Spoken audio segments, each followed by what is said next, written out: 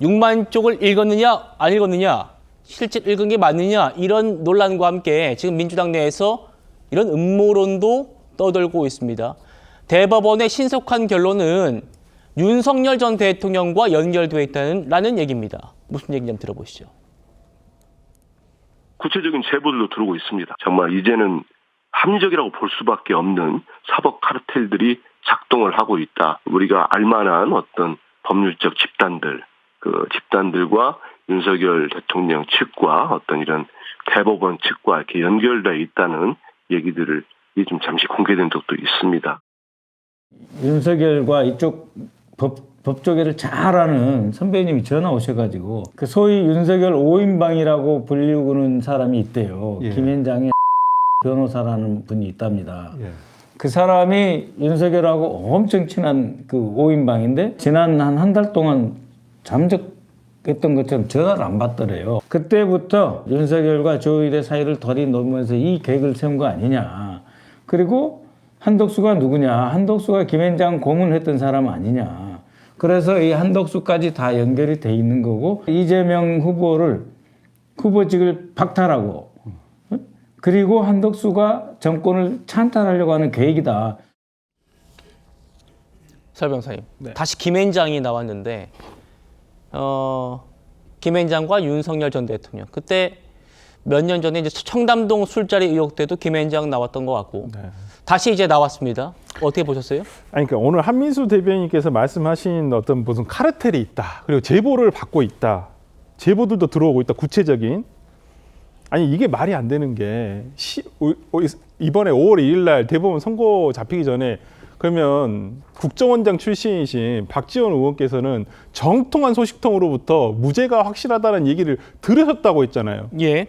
그러면 그 말들하고 여기하고 무슨 관계가 말이 배치가 되잖아요. 지금 나오고 있는 얘기들하고. 왜 말도 안 되는 얘기를 이렇게 하시는지 모르겠어요. 그러니까 지금 또 음모론을 제기하시는 거잖아요. 그리고 박선우 의원이 현직 의원이세요. 근데 이러한 구체적인 제시도 못하면서 누구랑 관계가 있는 것 같다. 전화기를 한 달 동안 꺼놓고 있더라. 그 사이에 무슨 모략을 한 거 아니냐. 아니, 이렇게 무책임한 말씀을 하시면 지지자들은 좋아하시겠죠. 지지자들은. 근데 이런 무책임한 말을 이렇게 그냥 공공연하게 어떤 유튜브라든지 본인의 어떤 유튜브를 통해서 얘기를 하게 되면 이게 뉴스가 안 됩니까? 그러니까 지금 민주당에서 얘기를 하고 있는 부분 등이 그러면 구체적인 어떤 사법 카르텔이 있다. 그래서 진짜 조희대 대법원장과 윤석열 대통령과의 어떠한 정말 구체적인 정말 이 모략을 했다라는, 아니 공모를 했다라는 것을 밝히십시오. 차라리. 그게 더 오히려 맞지 않습니까? 그러면 국민의힘 후보라든지 한덕수 지금 AB 후보 같은 경우에 대선 나와서는 안 되죠. 이런 모략까지 하면서 어떻게 대선을 나옵니까? 구체적으로 이러한 부분을 좀 밝혀주기 바라고 더 이상 음모론에 가까운 얘기, 그리고 이런 얘기 하실 거면요. 왜 신속한 재판하냐. 이런 얘기 하실 거면 5월 1일 전에도 똑같은 얘기 하셨어야죠. 5월 1일 전에 뭐라 했습니까? 대법원 선고 잡히기 전에는.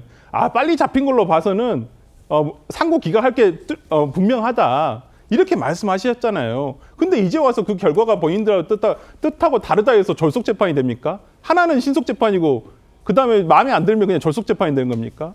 그리고 제가 정말 이해가 안 되는 게 대법관 12명 중에서 10명이 그렇게 판단하셨어요. 파기환송. 근데 2분은 상고 기각을 하셨어요. 그러면 왜 2분에 대해서는 얘기를 안 하시나요? 민주당에서는. 같은 시간에 같은 자료를 가지고 졸속 재판을 했잖아요. 그분들도. 그럼 같은 탄핵 사유 아닌가요? 근데 그분들에 대해서는 아무 말도 없잖아요. 그분들은 이제 무죄 취지로 얘기를 선고했기 때문에. 그러니까요. 무죄냐 유죄냐에 따라서 그게 졸속 재판이 되고 하나는 신속 재판이 되는 건가요? 말이 안 되잖아요. 저는 이런 부분에 대해서 좀 이성적으로 이성을 좀 찾으셨으면 좋겠어요.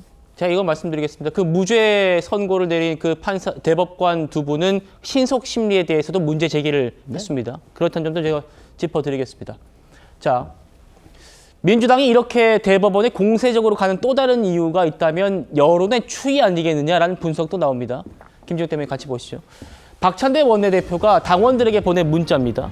지금은 비상한 시기다. 우선 모든 여론조사에 적극 응답해달라. 박찬대 총괄선대위원장이 당원들에게 모든 조사에 적극 응답해달라는 말을 했습니다. 왜 그런지 오늘 나온 리얼미터 조사 보시죠. 이재명 후보의 지지율이 선거법 대법원 판결 이후의 첫 조사에서 4.3%포인트가 떨어졌습니다.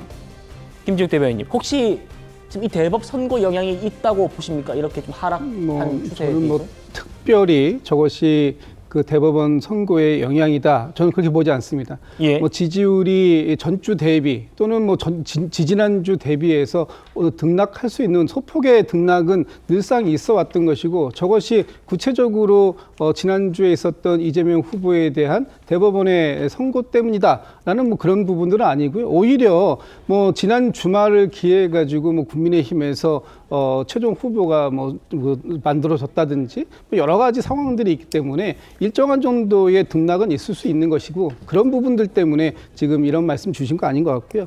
제가 이제 뭐 발언 기회를 주셨으니까 한 말씀 드리면 우리 국민들이 대법원으로 특히 사법부에게 이 성실한 재판을 받을 것이다라는 기대감이 있기 때문에 사법부가 그 권위를 갖는 이 존중의 대상이 되는 것입니다. 그런데 지금 이 그 대법원의 판결을 보고 이런 판단을 보면은 정말 이 충실하게 이 기록이 검토되었는지 아니면 충실하게 법리가 검토되고 내려진 판단인 것인지 이것에 대한 의문이 있기 때문에 그래서 많은 분들이 이 사법부에 대한 권위가 이상하다라고 지금 생각하고 있는 거 아닙니까?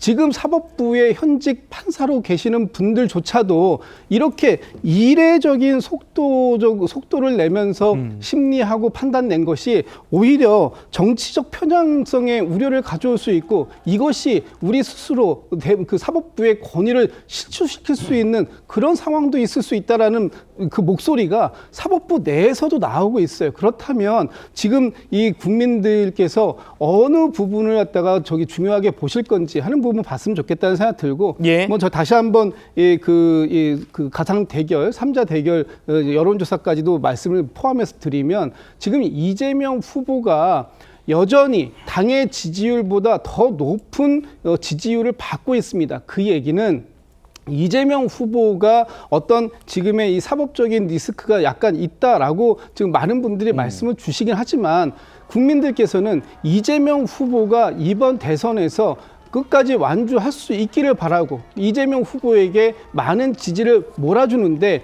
가끔 지금 윤석열 전 대통령이 파면당했으니까 이재명 후보도 이제는 이 정치계에서 아웃시켜야 된다 이런 목소리들이 혹시라도 사법부에도 일부 작동되고 있는 거 아닌가 이런 우려의 목소리가 여전히 커지고 있다는 것이고 이 부분에 대해서도 사법부가 한 번은 심각하게 고민의 대상이 되어야 된다라는 말씀을 좀 드리고 싶습니다. 알겠습니다.